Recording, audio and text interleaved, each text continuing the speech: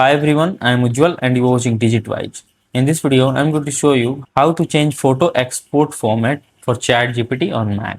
So when you share photo with ChatGPT using private access, macOS lets you choose how those photos are exported before they are shared. This setting does not change your original photo. It only controls the format that used when the selected images are sent to ChatGPT. Depending on your needs, you can keep the current format, let macOS choose automatically, or use a more compatible format for better compatibility.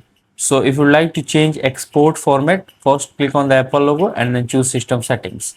Now in the left side panel, scroll down and then go to privacy and security.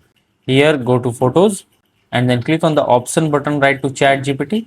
Here click on the drop down menu right to format and you can choose either automatic, current and most compatible. And once you choose the one you want, then finally click on done and that's it. So if this video helps you in any way, then do like it and subscribe to the channel. Thanks for watching.